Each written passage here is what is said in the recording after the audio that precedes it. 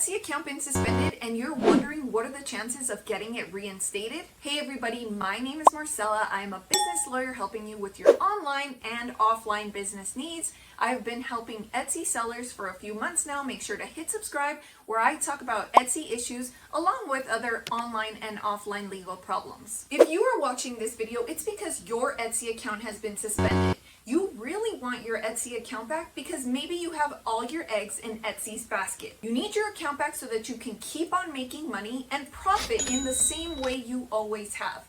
Let's face it, when Etsy suspends your account and you are no longer able to profit from the items that you once relied on. Sellers often ask me, Marcella, what are my chances of getting my Etsy account reinstated? Do I have good chances? Do I have really bad chances? Should I just move on to another business project? There are many reasons as to why your Etsy account was suspended in the first place. Now, for a list of those reasons, you can check out that video right there. But just to name a few, your Etsy account could have been suspended because of IP violations, specifically trademark or copyright. For example, you're not selling handmade products. You're buying products from a manufacturer and reselling them and claiming them as handmade. As I said, that video goes into more detail about why your listings could have been suspended.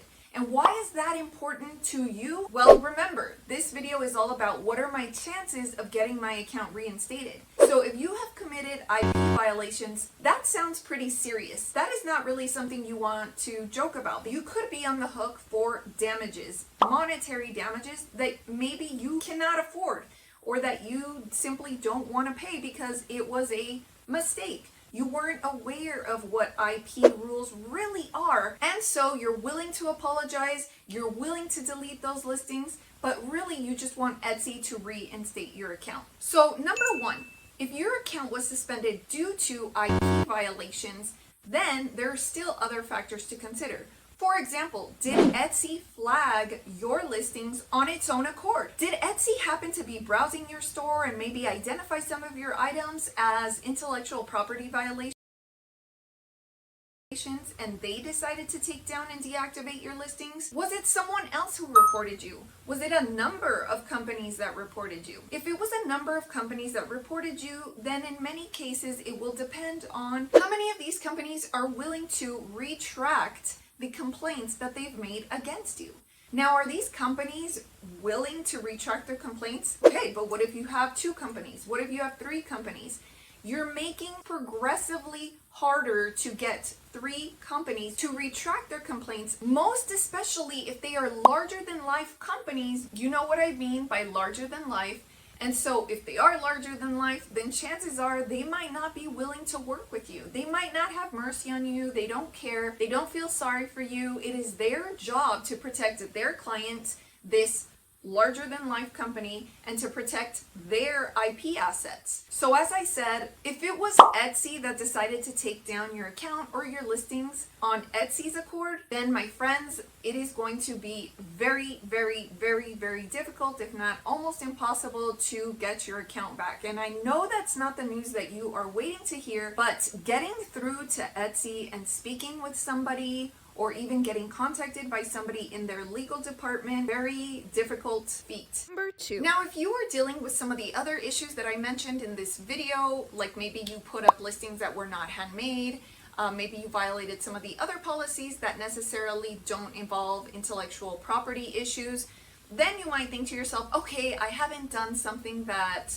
rises to the level of an intellectual property violation, so I must have increased odds of being able to get my account reinstated, right? Remember when I said it was really difficult to get in contact with a legal representative or somebody in the legal department? Well, that holds true for these types of issues as well. So just because you think your issue doesn't rise to the level of an intellectual property violation, and Etsy was the one that took down your listings, then you are basically facing the same uphill battle to get in touch with somebody who will listen to you and hear you out. Now, with all of this being said, does that mean it is impossible to get your Etsy account back? Well, stay tuned. So Marcella, you haven't answered my question. What are the chances of getting my Etsy account reinstated? Well, Again, it all depends on the type of violation. It depends on the number of people that have reported you. It depends on whether you have to contact the legal department and you're solely relying on that legal department to reinstate your listings or your accounts. So as I already mentioned, whenever you have to contact the legal department, it is an uphill battle. It is extremely difficult.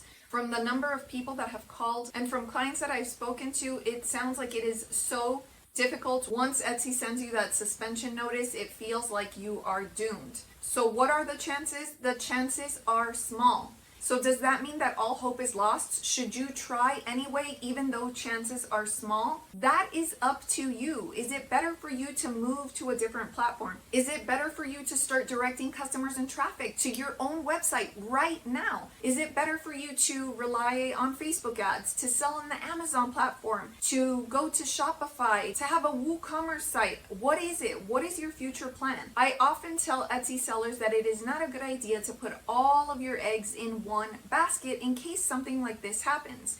Now, I'm sure that you've heard other entrepreneurs or business coaches out there tell you that it is never ever a good idea to put all of your eggs in one basket, whether you're relying on Instagram, for example, to sell your product, or whether you're relying on, Facebook Lives. You should be growing your email list so that you have assets that belong to you, so that in the event that one of these platforms goes down, whether it's Etsy, Instagram, Facebook, heck, even if Shopify goes away, you at least have that list of customers that you can email, that you can talk to, speak to, and virtually converse with whenever you need to. Because if you are watching this video, you more than likely feel like you don't know what to do, you don't know where to turn next, but you need to be solution oriented. I love being solution oriented because there is no point in crying over spilled milk. You have to think about what else you're going to do to grow your business. Now, you wouldn't be the only one in the entrepreneurship universe to encounter an issue. And I know that you may not want to hear that, but it is true. In entrepreneurship, whether you have a brick and mortar or an online store, you are going to encounter some kind of challenge. Now, the magnitude of that problem is relative. So in your situation, it might not feel as big of a problem because you are already selling on a different platform. Maybe you have already diversified your access to money, and maybe you have already diversified how you make money, either because you have an email list or you rely on many other platforms. Either way, you should not put all of your eggs in one basket, whether it's Etsy's basket or that of any other platform. So if you feel like you still want to pursue any small chance of getting your account reinstated, I am here to help you. Send me an email. It is down below in the description, and I am more than happy to help you. And if this video was helpful, please don't forget to scroll down and give me a thumbs up. You can even share this video with another Etsy seller or someone that you think might benefit from this information. Sharing is caring, and it's good karma. In 2024, make it your goal to diversify and bring good karma to your business. Share this video with someone, and I look forward to seeing you in the next one.